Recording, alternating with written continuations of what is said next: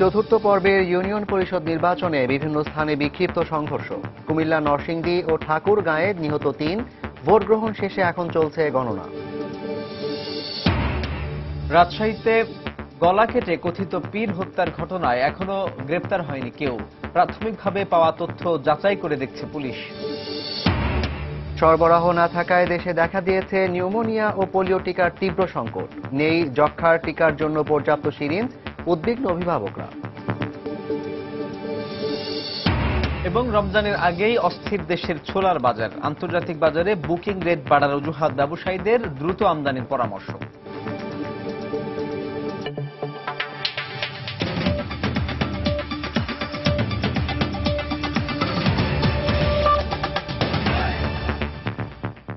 বাংলার সময়ের সঙ্গে আছি আমি জাফর সাদিক এবং আমি সাজিদ রাজু। ইউনিয়ন পরিষদ নির্বাচনের পরিস্থিতি নিয়ে নির্বাচন কমিশনে ব্রিফ করছেন প্রধান নির্বাচন কমিশনার কাজী রকিবউদ্দিন আহমদ। আমরা সরাসরি চলে যাচ্ছি সেখানে। আমরা মোকদ্দমা করেছি এবং অ্যাকশন নিয়েছি। যেখানেই ঘটনা ঘটেছে, ইভেন রাত্রেবেলা আমরা মনিটর করেছি। গতকাল রাত্রেও সারা রাত আমরা মনিটর করেছি এবং অ্যাকশন নিয়েছি। ঘটনা ঘটেছে, সহিংসতার ঘটনা ঘটলেই কিন্তু সেখানে এখন দেখবেন যে মামলা হয়েছে, লোকজন ধরাও পড়েছে, তাদের এগেনস্টে অ্যাকশন নেওয়া হবে। কাজেই কোনোটা এখানে মোটেও আমরা নির্লিপ্ত নই। আপনারা বরঞ্চ আমাদের সহযোগিতা করেছেন। আমরা খবর পাওয়ার সঙ্গে সঙ্গে প্রতিটি ক্ষেত্রে অ্যাকশন নিয়েছি।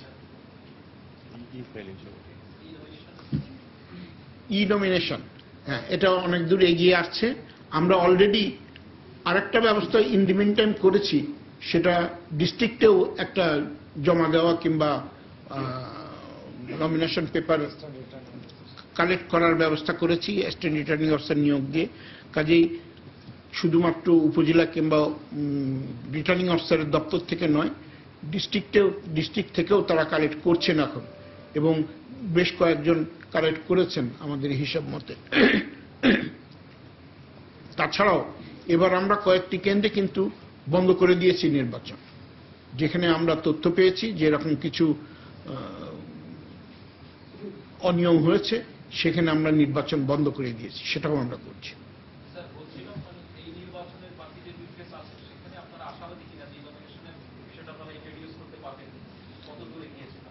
জি, আমরা অনেক দূর এগিয়েছি। আমরা মনে হয় আমরা এটা করতে পারব।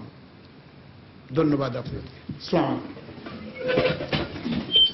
চতুর্থ পর্বের ইউনিয়ন পরিষদ নির্বাচন নিয়ে নির্বাচন কমিশনের ব্রিফ করছিলেন প্রধান নির্বাচন কমিশনার কাজী রকিবউদ্দিন আহমেদ। আমরা এতক্ষণ সরাসরি তার বক্তব্য শুনছিলাম। বিচ্ছিন্ন কিছু ঘটনা ছাড়া চতুর্থ পর্বে 703টি ইউনিয়ন পরিষদে ভোট গ্রহণ নির্বিঘ্নে শেষ হয়েছে। এখন চলছে ভোট গণনা। এর আগে সকাল 8টায় শুরু হয়ে ভোট গ্রহণ চলে একটানা বিকেল 4টা পর্যন্ত। এদিকে কুমিল্লার ব্রাহ্মণপাড়া উপজেলার মাধবপুর ইউনিয়নে 2 চেয়ারম্যান প্রার্থীর সমর্থকদের সংঘর্ষে নিহত হয়েছেন 1 জন। এছাড়া ঠাকুরগাঁও ও নরসিংদীতে সংঘর্ষে 2 জন নিহত হয়েছেন।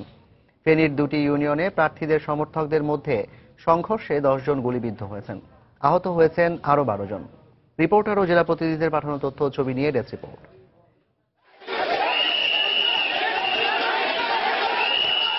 চতুর্থ পর্বের ইউনিয়ন পরিষদ নির্বাচনের ভোট শুরুর পরপরই লক্ষ্মীপুর সদর উপজেলার টুমচর ইউনিয়নের একটি কেন্দ্রে আওয়ামী লীগের 2 গ্রুপের মধ্যে ধাওয়া পাল্টা ধাওয়া হয়। এক পর্যায়ে সংঘর্ষে জড়িয়ে পড়ে দুপক্ষ। এতে আহত হন অন্তত 30 জন। কুমিল্লার ব্রাহ্মণপাড়া উপজেলার মাধবপুর ইউনিয়নের একটি ভোট কেন্দ্র দখলকে কেন্দ্র করে 2 চেয়ারম্যান প্রার্থীর সমর্থকদের সংঘর্ষ হয়। এতে 1 জন নিহত হন। এই ঘটনায় প্রিজাইডিং অফিসার সহ 8 জনকে আটক করেছে পুলিশ। এদিকে নিহত তাপসের মৃত্যুতে শোকের ছায়া নেমে এসেছে তার পরিবারে। ভোট দেওয়া আসার পরে তাকে বাজারে হালাইয়ে এবং জঘন্যভাবে ওকে কুবাইয়ে হত্যা করা হয়েছে। কোন সমর্থক সেগুলো যাচাই বাছাই সাপেক্ষে আমরা আইনগত ব্যবস্থা গ্রহণ করব। নরসিংদীতে কেন্দ্র দখলের জেরে আওয়ামী লীগের প্রার্থী মাসুদুর রহমান ও আওয়ামী লীগের বিদ্রোহী প্রার্থী জাকির হোসেনের সমর্থকদের মধ্যে সংঘর্ষ হয়। এ সময় হোসেন আলী গুরুতর আহত হন। পরে রায়পুরা উপজেলার স্বাস্থ্য কমপ্লেক্সে নেওয়া হলে বিকেলে তিনি মারা যান।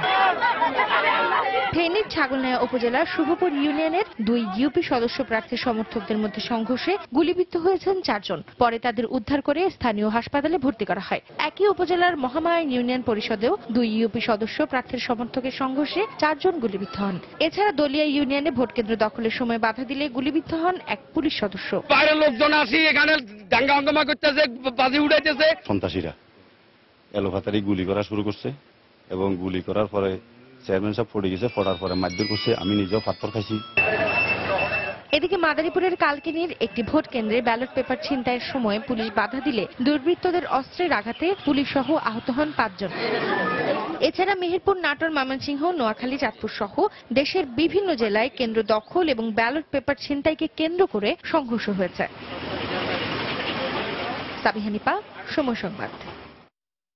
এদিকে চতুর্থ ধাপে উৎসব মুখর পরিবেশে সারা দেশে ইউনিয়ন পরিষদ নির্বাচনের ভোট গ্রহণ অনুষ্ঠিত হয়েছে। সকাল থেকে ভোটাররা দীর্ঘ লাইনে দাঁড়িয়ে ভোট দেন। বিভিন্ন কেন্দ্রে নারী ভোটারদের উপস্থিতিও ছিল চোখে পড়ার মতো। আমাদের ব্যুরোর প্রতিবেদক ও জেলা প্রতিনিধিদের পাঠানো তথ্য ও ছবি নিয়ে ডেস্ক রিপোর্ট। ময়মনসিংহ সদর এবং ফুলবাড়িয়া উপজেলার 18টি ইউনিয়নে ভোট গ্রহণ শেষ হয়েছে। ব্যালট পেপার ছিনতাই, জাল ভোটের মতো কিছু অপ্রীতিকর ঘটনা ঘটলেও পরিস্থিতি নিয়ন্ত্রণে রাখতে মোতায়েন ছিল পুলিশ ও আনসার বাহিনীর সদস্যরা। এদিকে বৃষ্টির কারণে রংপুরে ভোটারদের উপস্থিতি ছিল তুলনামূলক কম, তবে বেলা বাড়ার সঙ্গে সঙ্গে ভোটারদের উপস্থিতিও বাড়ে। ভোটকে কেন্দ্র করে চট্টগ্রামের রাউজান ও হাটহাজারী উপজেলার 28টি ইউনিয়নে সারাদিনই সতর্ক অবস্থানে ছিল আইন শৃঙ্খলা রক্ষা বাহিনী। তেমন কোনো বিশৃঙ্খলা ছাড়াই শেষ হয় ভোট গ্রহণ। বিকেল 4টা থেকে শুরু হয় ভোট গণনা। এদিকে যশোরেও শান্তিপূর্ণভাবে শেষ হয়েছে চতুর্থ পর্বের ভোট গ্রহণ। নির্বাচন সুষ্ঠু করতে ঝিকরগাছা উপজেলার 11টি ইউনিয়নে 3 স্তরের নিরাপত্তা ব্যবস্থা গ্রহণ করা হয়। মোট 108টি কেন্দ্রে চলে ভোট গ্রহণ। উৎসব মুখর পরিবেশে কুড়িগ্রামের 18টি ইউনিয়ন পরিষদ নির্বাচনে ভোটাররা তাদের ভোটাধিকার প্রয়োগ করেন। কঠোর নিরাপত্তার মধ্যে 210টি কেন্দ্রে চলে ভোট গ্রহণ। এদিকে টাঙ্গাইলে কোনো ধরনের অপ্রীতিকর ঘটনা ছাড়াই শেষ হয়েছে চতুর্থ পর্বের নির্বাচনের ভোট গ্রহণ। আইন শৃঙ্খলা স্বাভাবিক রাখতে কেন্দ্রগুলোতে সার্বক্ষণিক টহলে ছিল পুলিশ, র্যাব, বিজিবি ও আনসার বাহিনী। এছাড়া গাইবান্ধা, নীলফামারী, নড়াইল, ঝিনাইদহ, মানিকগঞ্জ সহ দেশের 47টি জেলায় শেষ হয়েছে ভোট গ্রহণ। ফাহমিদা মৌটুসী, সময় সংবাদ। সারা দেশের 703টি ইউনিয়ন পরিষদে ভোট গ্রহণ শেষে এখন চলছে গণনা। ভোট গণনার সবশেষ খবর জানাতে ফেনী সদর উপজেলায় আছেন আমাদের রিপোর্টার আতিয়া সজল। আমরা সরাসরি চলে যাচ্ছি তার কাছে। সজল, কেমন দেখছেন? আজকে সারাদিন ব্যাপী যে চতুর্থ দফার নির্বাচন সারা দেশে অনুষ্ঠিত হতে যাচ্ছে ইউনিয়ন পরিষদ, তার ভিতরে ফেনীর জ্যোতি উপজেলার 5টি, ফেনী সদর উপজেলার 4টি এবং ছাগলনাইয়া উপজেলার 9টি ইউনিয়নের ভোট গ্রহণ শেষ হয়েছে। আর সকাল 8টা থেকে যে ভোট গ্রহণ শুরু হয়েছে বিকাল 4টা পর্যন্ত চলেছিল সেই ভোট গ্রহণ, এবং 4টার পর থেকে কেন্দ্রে কেন্দ্রে আমরা দেখেছি যে ভোট গণনা শেষে এখন যে সদর উপজেলার স্ব রিটার্নিং অফিসারদের কাছে প্রিজাইডিং অফিসাররা তাদের সঙ্গীয় ফোর্স নিয়ে এবং ভোটের যে সরঞ্জামাদি ছিল সবকিছু গুটিয়ে নিয়ে অনেক কেন্দ্রের যারা দায়িত্বে ছিলেন তারা এসে এখন শুরু করেছেন এখানে ফলাফল দেওয়ার জন্য। এখানে সমন্বয় করে সমস্ত ওয়ার্ডগুলো সমন্বয় করে এক একটা ইউনিয়নের ফলাফল ঘোষণা করা হবে, এবং এই উপলক্ষে ফেনী সদর উপজেলার যে একটা কন্ট্রোলিং রুম খোলা হয়েছে, যেখানে দুজন প্রিজাইডিং অফিসার রয়েছেন, একটি ইউনিয়ন পরিষদের জন্য দুটি ইউনিয়ন পরিষদের জন্য একজন রিটার্নিং অফিসার। এভাবে এই ফেনী সদর উপজেলার 4টি ইউনিয়ন পরিষদের জন্য 2জন রিটার্নিং অফিসার দায়িত্বে রয়েছেন, যারা বিভিন্ন উপজেলা থেকে বিভিন্ন ইউনিয়ন থেকে আগত যে ফলাফল সেগুলো সমন্বয় করে ফলাফল ঘোষণা করবেন। ইতিমধ্যে আমরা দেখেছি বিভিন্ন ইউনিয়ন থেকে বিভিন্ন কেন্দ্র থেকে ফেনী সদর উপজেলার 29টি কেন্দ্র রয়েছে, অনেক কেন্দ্রের ফলাফল আসতে শুরু করেছেন, এবং তারা আমাদেরকে যেটা বানিয়ে নিচ্ছেন যে 1/3 ফলাফল তারা অলরেডি পেয়েছেন, বিভিন্ন ইউনিয়ন পরিষদ থেকে আসতে শুরু করেছে, এবং হয়তো ঘন্টাখানেক পরে বা ঘন্টা দেড়েকের পরে হয়তো বিভিন্ন জায়গা থেকে ফলাফল আসলে তারা পূর্ণাঙ্গ ফলাফল ঘোষণা করতে পারবে। আপনাকে জানিয়ে রেখে ফেনীর যে আরেকটা উপজেলা রয়েছে ছাগলনাইয়াতে, সেখানেও একই অবস্থা। বিভিন্ন উপজেলা থেকে ওখানকার রিটার্নিং অফিসারের সাথে আমি কথা বলেছিলাম, উনিও যেমনটা জানিয়েছেন বিভিন্ন ইউনিয়ন পরিষদ থেকে ফলাফল আসতে শুরু করেছে। প্রিজাইডিং অফিসাররা তাদের প্রাপ্ত ফলাফল সমন্বয় করে রিটার্নিং কর্মকর্তাদের কাছে জমা দিবে, এবং সমস্ত কেন্দ্রগুলোর রেজাল্ট পেলেই হয়তো পর্যায়ক্রমে দেওয়া হবে। আর 9টি ইউনিয়ন পরিষদের মধ্যে ইতিমধ্যে নির্বাচনের আগেই ফেনীর পাঠাননগর এবং ফেনীর সনুয়াতে 2টা ইউনিয়নে চেয়ারম্যান নির্বাচিত হয়ে গেছে আগে বিনা প্রতিদ্বন্দ্বিতায়। আর যে 7টা চেয়ারম্যান আছে তারা হয়তো আমরা ঘন্টা দেড়েক অথবা 2 মধ্যে আমরা ফলাফল পেয়ে যাব। আর আপনাকে জানাই সারা দিনব্যাপী ফেনীতে যে ঘটনাগুলো ঘটেছে নির্বাচন সুষ্ঠু করার জন্য প্রশাসনের যেরকম ছিল প্রাণান্তকর চেষ্টা, আবার নির্বাচন প্রশ্নবিদ্ধ করার জন্য বা প্রভাবিত করার জন্য অনেক পেশি শক্তি খাটানোর চেষ্টা হয়েছে। ফেনীতে ইতিমধ্যে আপনি জানেন দুটি পৃথক ঘটনায় 10 জন গুলিবিদ্ধ হয়েছে, এমন একজন পুলিশ সদস্য গুলিবিদ্ধ হয়েছে এবং এই প্রশাসনও বেশ কয়েকজনকে নির্বাহী ম্যাজিস্ট্রেটরা জরিমানা করেছেন, জেল দিয়েছেন। আবার আমরা দেখেছি যে বিএনপির 3 জন প্রার্থী ভোট বয়কট করেছেন সদরের। সব মিলে এই ছিল ফেনীর সর্বশেষ অবস্থা। আমরা এখন ফিরে যাচ্ছি রাজু। দর্শক, ফেনী সদর উপজেলা থেকে চতুর্থ দফা ইউনিয়ন পরিষদ নির্বাচনের সারাদিনের পরিস্থিতি এবং এখনকার ভোট গণনার অবস্থা জানাচ্ছিলেন আমাদের রিপোর্টার আতিয়ার সজল। দর্শক, চতুর্থ দফার ইউনিয়ন পরিষদ নির্বাচনে চট্টগ্রামের পরিবেশ কেমন ছিল তা নিয়ে কথা বলতে আমাদের চট্টগ্রাম স্টুডিওতে এসে উপস্থিত হয়েছেন সুশাসনের জন্য নাগরিক সুজনের জেলা সাধারণ সম্পাদক অ্যাডভোকেট আক্তার কবির চৌধুরী। আমরা কথা বলবো তার সঙ্গে। জনাব আক্তার কবির চৌধুরী, আপনাকে আমাদের স্টুডিওতে স্বাগত জানাচ্ছি। জনাব চৌধুরী, আপনার কাছে প্রথমে জানতে চাইবো যে এবার যে চতুর্থ পর্যায়ের নির্বাচন হচ্ছে, এর আগে 3টি ধাপে নির্বাচন হয়ে গেল, চট্টগ্রামের পরিবেশ বা চট্টগ্রামের নির্বাচনের যে পরিবেশ সেটিকে কেমন দেখছেন? হ্যাঁ, এইবার চতুর্থ পর্বের যে নির্বাচন, সেই নির্বাচন বিগত 3টে যে নির্বাচন হয়েছে তার থেকে খুব ভিন্নতর কিছু নয়। একটি মাত্রা অতিরিক্ত যুক্ত হয়েছে, সেটা হচ্ছে এবার সহিংসতা বেড়েছে এই নির্বাচনে সারা দেশে এবং এখন চট্টগ্রামও। কিন্তু চট্টগ্রামে একটা ভিন্ন চিত্র আছে, সেটা হচ্ছে রাউজানে 14টি ইউনিয়ন পরিষদ নির্বাচনে চেয়ারম্যান প্রার্থী আছেন শুধু 3টিতে, বাকি 11টিতে অনেকটা জোরপূর্বক এটা বাতিল করে দেয়া হয়েছিল। সেটা আমরা জানি। নির্বাচন কমিশন কিন্তু উচিত ছিল সমস্ত চট্টগ্রামের মানে রাউজানে নির্বাচনটা বন্ধ করে দেয়া। যেমন আমরা রাঙ্গামাটিতে যেটা দেখি, সেটা হচ্ছে একটা সশস্ত্র গ্রুপ সরকারি দলের প্রার্থীদেরকে পর্যন্ত যখন মনোনয়ন দিতে বাধা দিয়েছিল, তখন কিন্তু নির্বাচন কমিশন সেই রাঙ্গামাটি নির্বাচনকে স্থগিত করে দিয়েছে, কিন্তু রাউজানে সেটা হয় নাই। এবং খুব হাস্যকর বিষয় ছিল, সেটা হচ্ছে যারা প্রস্তাবক এবং সমর্থক ছিলেন তারাই এসে বলছে তাদেরকে হাজির করা হয়েছে, আমরা স্বাক্ষর করিনি, আমাদেরকে জোর করে করা হয়েছে। কিন্তু অভিযোগ করার পরও নির্বাচন কমিশন 13টির ক্ষেত্রে। জনাব চৌধুরী, কিছুক্ষণ আগেই নির্বাচন কমিশন প্রধান নির্বাচন কমিশনার কাজী রকিবউদ্দিন আহমেদ সাংবাদিকদের ব্রিফ করেছেন। তিনি দাবি করেছেন যে যেসব জায়গায় নির্বাচনে অনিয়ম হয়েছে, এই খবরগুলো তার কাছে এসেছে বা অভিযোগ এসেছে, সেসব জায়গায় তিনি ব্যবস্থা নিয়েছেন। এবারের নির্বাচনে তার যে এই দাবির, সেটির যৌক্তিকতা আসলে আপনার কাছে কতটুকু? না, এই দাবির যৌক্তিকতা আমি বলতে টোটাল নির্বাচনটাকে ইলেকশন কমিশন এটা তামাশায় রূপান্তর করে ফেলেছেন। কারণ নির্বাচন কমিশন বিগত কিছু নির্বাচন থেকে যেভাবে নির্বাচনগুলো কন্ডাক্ট করছেন, সেই ক্ষেত্রে তারা এবং কাগজে ভাগ বললেও কম বলা হবে। কারণ নির্বাচন ক্ষেত্রে আমরা অতীতে যেটা দেখেছি, বিশেষত এরশাদ আমলের নির্বাচনে যে ভোট ডাকাতি নির্বাচন, তারপর আমরা 91 দীর্ঘ লড়াই সংগ্রামের পরে গণতন্ত্র সংগ্রামে 91 পরে কিছু নির্বাচনকে আমরা সুশাসন প্রতিষ্ঠার একটা পরিপূরক হিসেবে দেখেছি। এবার যদিও একটা ভিন্ন মাত্রা যুক্ত হয়েছে, সেটি হচ্ছে দলীয় মনোনয়ন, দলীয় মার্কায় নির্বাচন হচ্ছে। এখানে প্রচন্ড রকমের মনোনয়ন বাণিজ্য হয়েছে এবং যে সহিংসতাগুলো হয়েছে সেগুলো হচ্ছে একই দলের সরকারি দলের প্রার্থী এবং বিদ্রোহী প্রার্থীর মধ্যে হচ্ছে। তাইলে নির্বাচন কমিশনকে আমি এই জন্য প্রথমে যে কথাটা রাউজানে শুরু করেছিলাম, তার সাথে নির্বাচন কমিশন চিফ ইলেকশন কমিশনের কথা তো মিলে না। এবং ওনারা অতীতের মতো কোথাও নীরব দর্শক, কোথাও সরকারের প্রেসক্রাইবড, কোথাও প্রশাসনের প্রেসক্রাইবড যে প্রার্থীদেরকে জিতিয়ে দেওয়ার কাজটা করছেন। আমাদের এই নির্বাচনটা কেন 6 ধাপে হচ্ছে?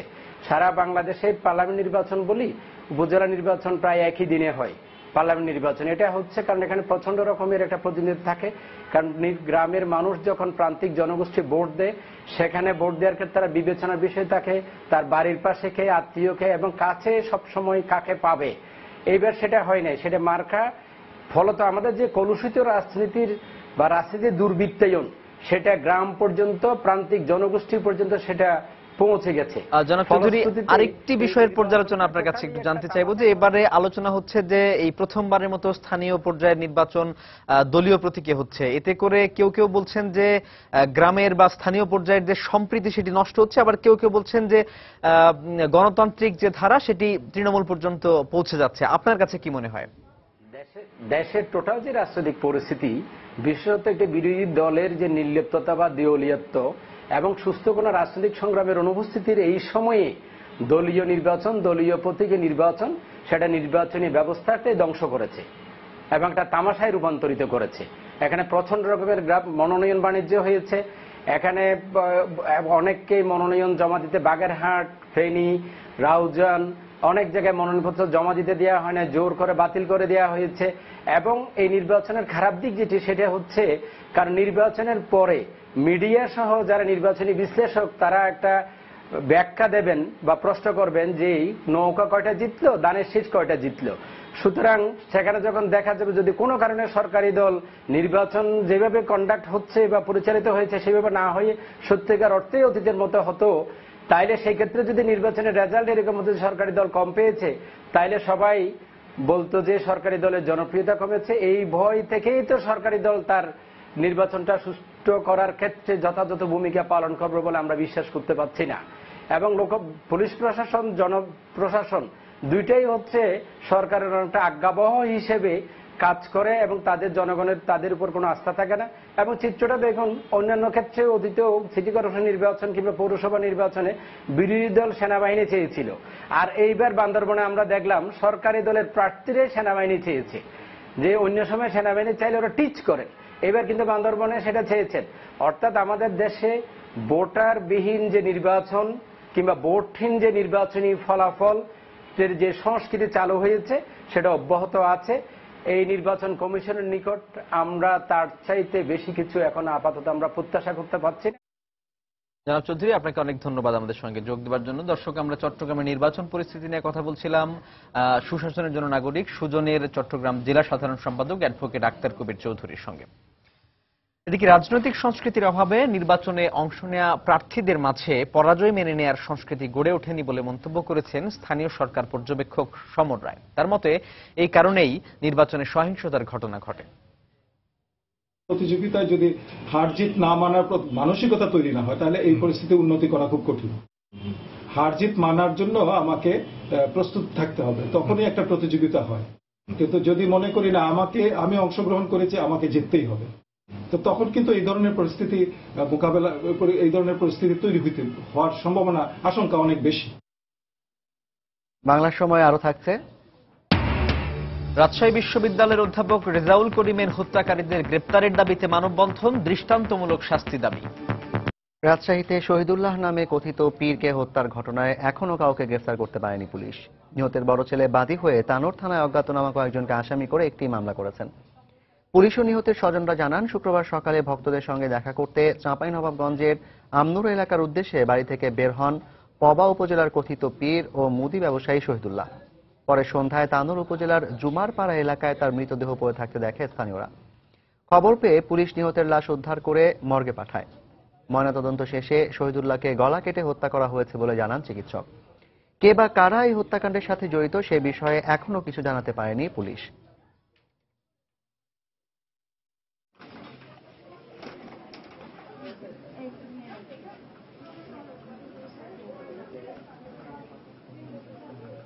বাড়িতেই ওই ধ্যান করে বা তপস্যা করে, আর এই ফাঁকে সে অনেক শিষ্য তার হয়ে গেছিল। ওনার কিছু ভক্ত ছিল চাঁপাইনবাবগঞ্জের, কিছু ঢাকার, এরা আসতো রেগুলার যাতায়াত করতো। আমার আব্বাও মাঝে মধ্যে যাইতো। তার যে ইনজুরিটা আছে সেটা এক কোপ বা একটা ইয়াতে হয়নি, তা ওরা সময় নিয়ে তারা জবাই করেছে। সেখানে আমরা কিছু সংখ্যক তথ্য পেয়েছি। একটা নিয়মিত মামলা রুজু হয়েছে, মামলা এখন তদন্তাধীন। আমরা দেখছি যে বিষয়টা আসলে কি। রাজশাহী বিশ্ববিদ্যালয়ের ইংরেজি বিভাগের শিক্ষক রেজাউল করিম সিদ্দিকী হত্যাকারীদের গ্রেপ্তার ও দৃষ্টান্তমূলক শাস্তির দাবিতে মানববন্ধন ও মৌন মিছিল করেছেন শিক্ষক শিক্ষার্থীরা। সকালে বিশ্ববিদ্যালয়ের সিনেট ভবন চত্বরে শিক্ষক সমিতির উদ্যোগে মানববন্ধন করা হয়। এতে ইংরেজি বিভাগ সহ বিশ্ববিদ্যালয়ের বিভিন্ন বিভাগের শিক্ষক শিক্ষার্থীরা অংশ নেন। মানববন্ধনে বক্তারা হত্যাকাণ্ডে জড়িতদের গ্রেপ্তার ও দৃষ্টান্তমূলক শাস্তি না হওয়া পর্যন্ত আন্দোলন চালিয়ে যাওয়ার হুঁশিয়ারি দেন। পরে একটি মৌন মিছিল নিয়ে ক্যাম্পাসের বিভিন্ন সড়ক প্রদক্ষিণ করেন তারা। গত 23 এপ্রিল বাসা থেকে ক্যাম্পাসে যাবার সময় শালবাগান এলাকায় দুর্বৃত্তদের হামলায় নিহত হন রাজশাহী বিশ্ববিদ্যালয়ের ইংরেজি বিভাগের শিক্ষক রেজাউল করিম সিদ্দিকী। বাংলার সময় আরো থাকছে। কবিগুরুর 155তম জন্মবার্ষিকী উপলক্ষে সিরাজগঞ্জের কাছারিবাড়িতে সাজ রব। কুষ্টিয়ার শিলাইদহে চলছে মেলার প্রস্তুতি, নিরাপত্তা জোরদার। দেশে নিউমোনিয়া এবং পোলিও টিকার তীব্র সংকট চলছে। নেই যক্ষ্মার টিকার জন্য পর্যাপ্ত সিরিঞ্জও। নির্দিষ্ট সময়ে টিকা না পেয়ে উদ্বিগ্ন অভিভাবকরা। স্বাস্থ্য অধিদপ্তর বলছে, আন্তর্জাতিকভাবে সরবরাহ না থাকায় সাময়িক সংকট সৃষ্টি হয়েছে। শিগগিরই সমস্যার সমাধান হবে বলেও আশাবাদের। আমিনুল ইসলামের তোলা ছবিতে বিস্তারিত জানাচ্ছেন ফিরদৌস সোহাগ। রোগ প্রতিরোধের জন্য 1979 সাল থেকে দেশে শিশুদের বিনামূল্যে টিকা দিচ্ছে সরকার। 10টি রোগের প্রতিরোধের জন্য 1 মাস থেকে 15 মাসের মধ্যে এই টিকাগুলো শিশুদের দেয়া হয়। সম্প্রতি নিউমোনিয়া, পোলিও এবং যক্ষ্মার টিকা শিশুকে দিতে না পারায় উদ্বিগ্ন অভিভাবকরা। আমি প্রথমবারের মতো ওকে টিকা দিতে আসছি, কিন্তু টিকা নাই, সেজন্য টিকা দিতে পারিনি। নিউমোনিয়া টিকা নাই, সেজন্য আমার বাচ্চাকে নিউমোনিয়া টিকা দিতে পারিনি। কবে টাকা দিতে পারবে তাও আমরা বলতে পারতেছি না। আমরা এটা নিয়ে খুবই চিন্তিত, উদ্বিগ্ন যে বাচ্চাটা কবে টিকা দিতে পারবে। আইপিভি নামে একটা টিকা দিতে পারে নাই, বলা হয়েছে যে সারা বরিশালে। গত 2 মাস ধরে টিকার এই সংকট বলে জানালেন বরিশাল সিটি কর্পোরেশনের প্রধান স্বাস্থ্য কর্মকর্তা। বিষয়টি আমরা শুরুতেই ইপিআই সদর দপ্তর ঢাকায় অবহিত করেছি। তারা আমাদেরকে জানিয়েছেন বিদেশ থেকে উক্ত টিকা আমদানির প্রক্রিয়া চলছে। আমদানি করা মাত্রই আমাদেরকে তারা উক্ত টিকা সরবরাহ করবে। তবে অচিরেই এই সমস্যা দূর হবে বলে আশা করছেন জেলার শীর্ষ স্বাস্থ্য কর্মকর্তা। শুধু বরিশাল না, এটা সারা বাংলাদেশ তথা গ্লোবালি এই সমস্যাটা রয়েছে, কারণ যেখান থেকে সাপ্লাই দেওয়া হয় সেখান থেকে আমরা এই ভ্যাকসিনটা না পাওয়ার কারণে দিতে পারছি না। আমি আশা করি যে হয়তো এই সমস্যা খুব তাড়াতাড়ি কেটে যাবে। 2015 সালে দেশে 37,07,000 শিশুকে 10টি রোগের প্রতিরোধের টিকা দেওয়া হয়েছে। ফিরদৌস সোহাগ, সময় সংবাদ, বরিশাল। আবারও ইউনিয়ন পরিষদ নির্বাচন প্রসঙ্গ। ভোট গণনার সবশেষ খবর জানাতে সিলেটের দক্ষিণ সুরমা উপজেলার বড়ইকান্দি ইউনিয়নে আছেন আমাদের রিপোর্টার আব্দুল আহাদ। আমরা সরাসরি চলে যাচ্ছি তার কাছে। আহাদ। ধন্যবাদ জাফর। আসলে গত 3 দফা নির্বাচনের মতো এ দফায়ও সিলেটে অত্যন্ত শান্তিপূর্ণভাবে ইউনিয়ন পরিষদ নির্বাচন অনুষ্ঠিত হয়ে গেছে। আসলে সিলেটবাসী আরেকটি সুষ্ঠু নির্বাচন দেখলো, এমনটি আসলে আমি কিছুক্ষণ আগে এখানকার ভোটার যারা রয়েছেন তাদের সাথে আমি কথা বলেছিলাম। তারা বলেছে যে এবার যেহেতু দলীয় প্রতীকে নির্বাচন অনুষ্ঠিত হয়েছে, তারপরেও তারা কোনো ধরনের সমস্যা হয়নি এবং তারা আসলে দলীয় প্রতীক দেখে নয়, আসলে তারা প্রার্থীর যোগ্যতা দেখে এবং প্রার্থীকে দেখেই তারা ভোট দিয়েছেন। তো আমি এখন আছি সিলেটের বড়ইকান্দি ইউনিয়নে। আমি বড়ইকান্দি ইউনিয়নের একটি মাদ্রাসা ভোট কেন্দ্রের সামনে আছি এবং এই ভোট কেন্দ্রের ফলাফল ইতিমধ্যে প্রকাশ করা হয়েছে। এখানে ধানের শীষ প্রতীকে যিনি রয়েছেন তিনি পেয়েছেন 1099টি ভোট এবং তার প্রতিদ্বন্দ্বী আওয়ামী লীগের প্রার্থী নৌকা প্রতীকে যিনি রয়েছেন তিনি পেয়েছেন 288 ভোট। তো এই কেন্দ্রের মতো অন্যান্য অনেকটি কেন্দ্র ইতিমধ্যে ভোটের ফলাফল প্রকাশ করা হয়েছে এবং এই দফায় আপনারা জানেন যে সিলেটের 24টি ইউনিয়নে নির্বাচন অনুষ্ঠিত হয়েছে। সিলেটের 3টি উপজেলায়, গোলাপগঞ্জ, বিশ্বনাথ এবং দক্ষিণ সুরমা উপজেলায়। এই সবগুলো ইউনিয়নে সকাল থেকে যে ভোট গ্রহণ অনুষ্ঠিত হয়েছে কোথাও কোনো ধরনের সমস্যা হয়নি। আমরা বেশ কয়েকটি ভোট কেন্দ্র আজ সকাল থেকে ঘুরেছি। সবগুলো ভোট কেন্দ্রেই বলা যায় যে শান্তিপূর্ণভাবে ভোট অনুষ্ঠিত হয়েছে, যেমনটি আমরা গত 3 দফা নির্বাচনে আমরা দেখেছি। তো এর একটি কারণ হলো যে প্রশাসনের আসলে কঠোরতা। প্রতিটি কেন্দ্রে বাড়তি পুলিশ সদস্য মোতায়েন ছিল এবং রাস্তায় র্যাব এবং বিজিবি সদস্যরা টহল দিয়েছে এবং নির্বাহী ম্যাজিস্ট্রেট টহল দিয়েছে, যে কারণে কোনো ধরনের সমস্যা হয়নি। তো আমি যে কেন্দ্রের সামনে আছি এই কেন্দ্রে বিগত প্রত্যেকটি নির্বাচনের সমস্যা হয়েছে। এখানে অনেক সময় হয়তো কেন্দ্র দখলের চেষ্টা হয়েছে, কিন্তু আজকে এমনটি আসলে আশঙ্কা করা হয়েছিল, কিন্তু দিন শেষে যেমনটি দেখা যাচ্ছে যে এ ধরনের কোনো সমস্যা হয়নি এবং যে ঝুঁকিপূর্ণ যে কেন্দ্র বলা হয়েছিল সবগুলো কেন্দ্রে আসলে কোনো ধরনের সমস্যা হয়নি বিগত নির্বাচনের মতো। তো সিলেটের মতো আপনারা জানেন যে মৌলভীবাজার জেলারও আরো 2টি উপজেলা নির্বাচন হয়েছে, কুলাউড়া এবং রাজনগর উপজেলা, এবং সেখানের যে 14টি ইউনিয়নে নির্বাচন হয়েছে সেখানেও কোনো ধরনের সমস্যা হয়নি। আমরা আমাদের জেলা প্রতিনিধি শাহ ওয়ালিদুর রহমানের সাথে কথা বলেছিলাম। তিনি আমাদের জানিয়েছেন যে এখন গণনা চলছে, হয়তো কিছুক্ষণের মধ্যে তার উপজেলাগুলোর নির্বাচনের ফলাফল প্রকাশ করা হবে। তো আমার কাছে এই ছিল সিলেটের ইউনিয়ন পরিষদ নির্বাচনের সবশেষ খবর। আপনাকে ধন্যবাদ। দর্শক, সিলেটের দক্ষিণ সুরমা উপজেলার বড়ইকান্দি ইউনিয়ন থেকে নির্বাচনের ভোট গণনার সবশেষ খবর জানাচ্ছেন আমাদের রিপোর্টার আব্দুল আহাদ। রমজানের আগেই অস্থির হয়ে উঠেছে দেশের ছোলার বাজার। আন্তর্জাতিক বাজারে বুকিং রেট বাড়ার অজুহাতে দেশের বাজারে দিন দিন বাড়ছে ছোলার দাম।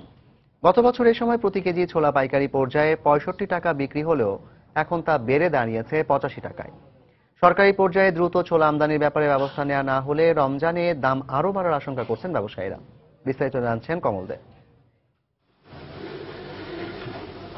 বছরের অন্যান্য সময় দেশে ছোলার তেমন চাহিদা না থাকলেও শুধুমাত্র রমজান মাসে এর চাহিদা কয়েক গুণ বেড়ে যায়, যার পরিমাণ অন্তত 70 থেকে 80 হাজার মেট্রিক টন। প্রতি বছরই এ নিয়ে চলে নানা কারসাজি। এই বছরও যেন কারসাজি বাদ যাচ্ছে না। রমজান শুরুর আরো 1 মাস বাকি থাকলেও বেড়েই চলেছে ছোলার দাম। আর এবার রপ্তানিকারক দেশগুলোতে খরার কারণে উৎপাদন কম হওয়ার অজুহাত দেখাচ্ছেন ব্যবসায়ীরা।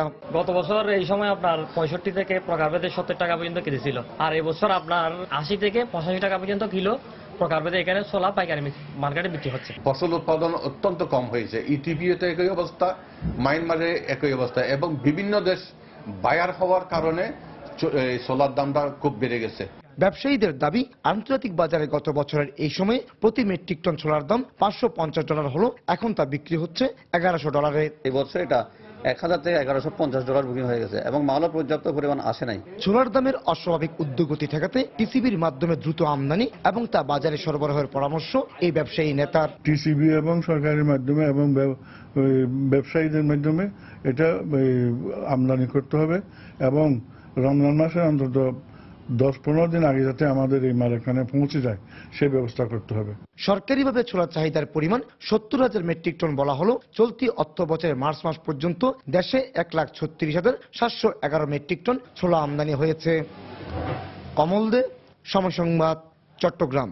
বগুড়ার শেরপুরে একটি যাত্রীবাহী বাস নিয়ন্ত্রণ হারিয়ে নিহত 4 জনের লাশ পরিবারের কাছে হস্তান্তর করা হয়েছে। আহতদের মধ্যে গুরুতর অবস্থায় হাসপাতালে ভর্তি করা 6 জনের মধ্যে 3 জনের অবস্থা আশঙ্কা মুক্ত বলে জানিয়েছেন চিকিৎসক। গত রাতে ঢাকা রংপুর মহাসড়কের ঘোগা ব্রিজ এলাকায় এই দুর্ঘটনা ঘটে। পুলিশ জানায়, ঢাকা থেকে বগুড়াগামী দেওয়ান পরিবহনের একটি বাস ওই এলাকায় পৌঁছলে নিয়ন্ত্রণ হারিয়ে রাস্তার পাশে উল্টে যায়। এতে ঘটনাস্থলেই 4 জন নিহত হন। এই ঘটনায় আহতদের উদ্ধার করে শহীদ জিয়াউর রহমান মেডিকেল কলেজ হাসপাতালে ভর্তি করেন স্থানীয়রা।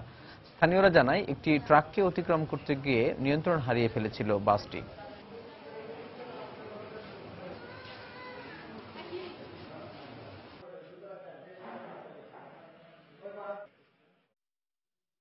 সাংবাদিক অপু রায়ের ওপর হামলা ও নির্যাতনের প্রতিবাদে এবং অভিযুক্তদের দৃষ্টান্তমূলক শাস্তির দাবিতে বরগুনায় মানববন্ধন করেছেন গণমাধ্যম কর্মীরা। সকালে বরগুনা প্রেস ক্লাবের সামনে এই মানববন্ধন অনুষ্ঠিত হয়। এতে বক্তারা অবিলম্বে হামলাকারীদের গ্রেফতার করে দৃষ্টান্তমূলক শাস্তির দাবি জানান। তা না হলে আরো কঠোর আন্দোলনের হুঁশিয়ারি দেন তারা। গত 1 মে মোটরসাইকেল দুর্ঘটনাকে আমতলী উপজেলা স্বাস্থ্য কমপ্লেক্সে বরিশালের সাংবাদিক অপু রায়কে আইনজীবী আহসান তালুকদার ও তার সহযোগীরা মারধর করে বলে অভিযোগ পাওয়া যায়। এ সময় বাধা দিতে গেলে 3 পুলিশ সদস্য আহত হয়।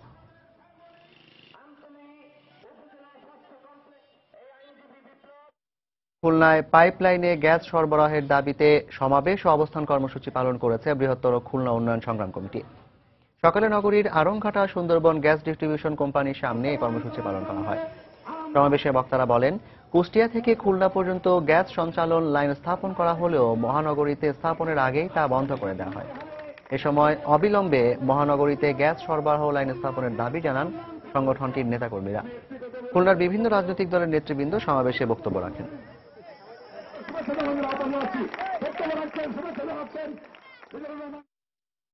25শে বৈশাখ কবিগুরু রবীন্দ্রনাথ ঠাকুরের 155তম জন্মবার্ষিকী। এ উপলক্ষে রবি ঠাকুরের স্মৃতি বিজড়িত সিরাজগঞ্জের শাহজাদপুরের কাছারি বাড়িতে এখন সাজসরব। শেষ মুহূর্তে চলছে ধোয়া মোছা রঙের কাজ, তাই পর্যটকদের পদচারণায় মুখর এখন কাছারি বাড়ি প্রাঙ্গণ। এলাকাবাসী অভিযোগ, বিশেষ দিন ছাড়া কাছারি বাড়িতে প্রশাসনের কোনো নজরদারি থাকে না। বিস্তারিত জানাচ্ছেন রিঙ্কু কুণ্ডু। 25শে বৈশাখ রবীন্দ্র জয়ন্তী, তাই উৎসবের আমেজ শাহজাদপুরের কাছারি বাড়িতে। রাত দিন এক করে চলছে রং আর সাজসজ্জার কাজ। এই উপলক্ষে পর্যটকদের আনাগোনায় মুখর এখন কাছারি বাড়ি প্রাঙ্গণ। আসছে স্কুল কলেজের শিক্ষার্থী সহ দেশি বিদেশি পর্যটক। ঘুরে ঘুরে দেখছেন জাদুঘরে থাকা রবি ঠাকুরের ব্যবহার্য পালঙ্ক, চেয়ার, টেবিল সহ বিভিন্ন নিদর্শন। বাচ্চাদের অনেক কিছু জানার দরকার আছে রবীন্দ্রনাথ সম্বন্ধে, আমি আমার বাচ্চাদের এটা জানানোর জন্য।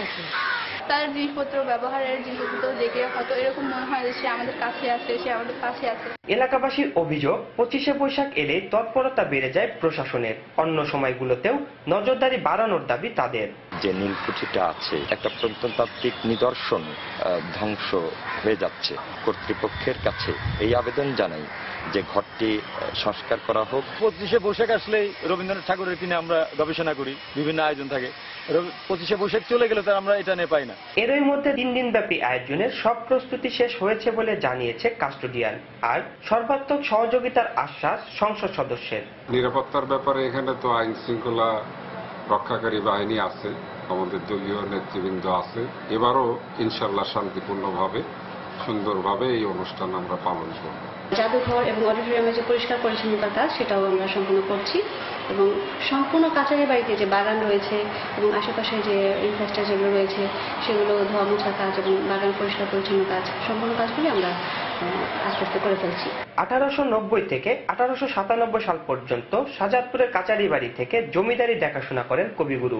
এখানে বসে রচনা করেছেন বিসর্জন, পোস্টমাস্টার, ছুটি ও সমাপ্তি সহ অসংখ্য ছোট গল্প ও উপন্যাস। রিঙ্কু কুন্ডু, সময় সংবাদ, সিরাজগঞ্জ। এদিকে কুষ্টিয়া শিলাইদহে কাল থেকে শুরু হচ্ছে 3 দিনব্যাপী রবীন্দ্র মেলা। কুঠিবাড়িতে চলছে মেলার শেষ মুহূর্তের প্রস্তুতি। জন্মবার্ষিকীর অনুষ্ঠান নির্বিঘ্ন করতে পর্যাপ্ত নিরাপত্তা ব্যবস্থা নিয়েছে পুলিশ প্রশাসন। SM রাশেদের তথ্য ও ছবি নিয়ে ডেস্ক রিপোর্ট।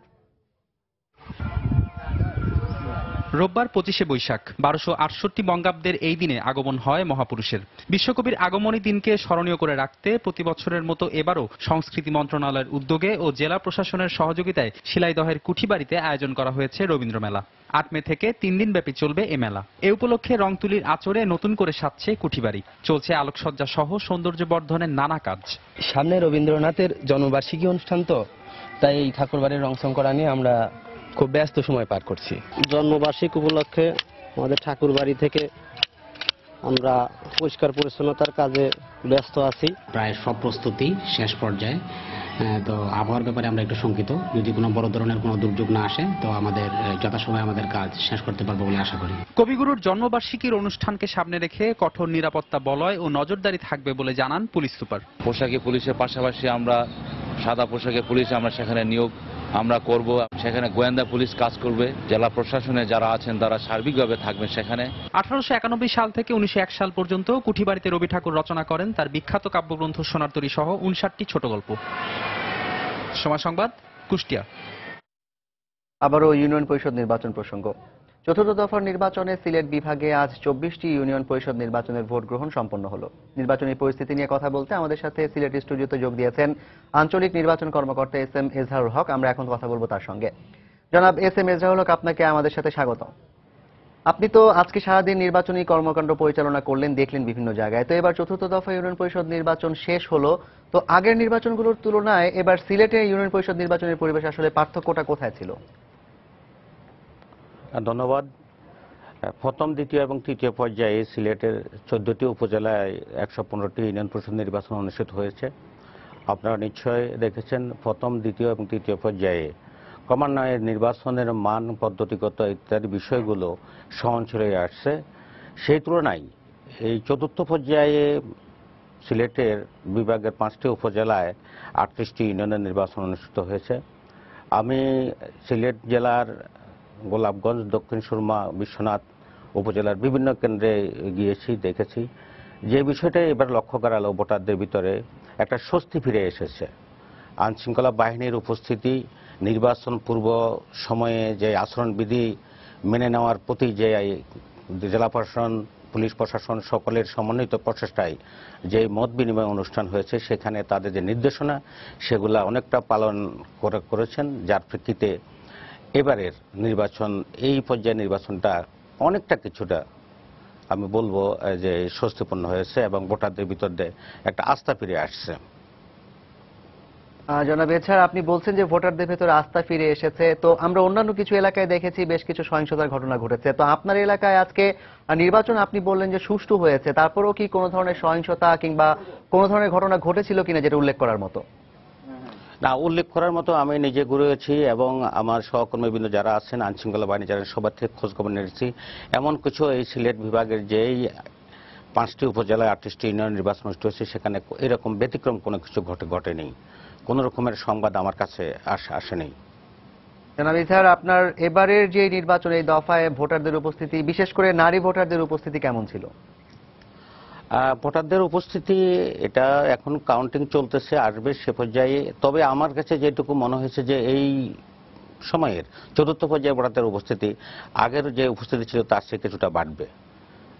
নারী ভোটারদের জন্য আপনারা বিশেষ কোনো ব্যবস্থা নিয়েছিলেন কিনা এবার? সব ভোটারদের জন্য আমাদের কাছে সমান, তবে নারী ভোটারদের জন্য আমরা বিশেষভাবে তাদের আসা যাওয়াতে নিরাপত্তার বিষয়ে এবং তারা যা ভোটদান করতে পারে সে বিষয়ে যেন কোনো ভীতি প্রদর্শন না হয় সে বিষয়ে আমরা নির্বাচন পূর্ব সময়ে রাজনৈতিক দলের ব্যক্তিবর্গ যারা নির্বাচন প্রার্থী আছেন তাদেরকে এবং তাদের সমর্থকগণকে, সাথে সাথে যারা পোলিং এজেন্ট হবেন তাদের সবাইকে মত বিনিময়ের সময় আমরা অত্যন্ত জোরালোভাবে বলেছি যে কেউ যদি নিয়ম বহির্ভূত কিছু করে থাকেন তাহলে আমরা সবার বিরুদ্ধে সবাইকে আমরা আইনগত ব্যবস্থা নিতে বাধ্য হব। এই বিষয়টিকে জেলা প্রশাসক মহোদয়, পুলিশ সুপার মহোদয় যে কোনো সবাই যে কোনো এই উপজেলায় গিয়ে যখন মিটিং করছেন এটা তাদেরকে অবহিত করেছেন। আমার কাছে এবার যেটা মনে হলো এই বিষয়গুলো তারাও অনুধাবন করেছেন, সর্বোপরি ভোটারগণও আশ্বস্ত হয়েছেন, রাজনৈতিক দলের ব্যক্তিবর্গ থেকে এই সমর্থকগণ থেকেও আমরা এই বিষয়গুলো সাড়া পাচ্ছি। জনাব এস এম এজাহারুল হক, আপনাকে ধন্যবাদ। দর্শক, চতুর্থ দফা নির্বাচনে আজকে সিলেট বিভাগে মোট 24টি ইউনিয়ন পরিষদ নির্বাচনের ভোট গ্রহণ হয়েছে। তো সেই নির্বাচন পরিস্থিতি নিয়ে কথা বলতে আমাদের সাথে সিলেট স্টুডিওতে যোগ দিয়েছিলেন আঞ্চলিক নির্বাচন কর্মকর্তা এস এম এজাহারুল হক। বাংলার সময়ের শীর্ষ সংবাদগুলো জানিয়ে দিচ্ছি আরো একবার।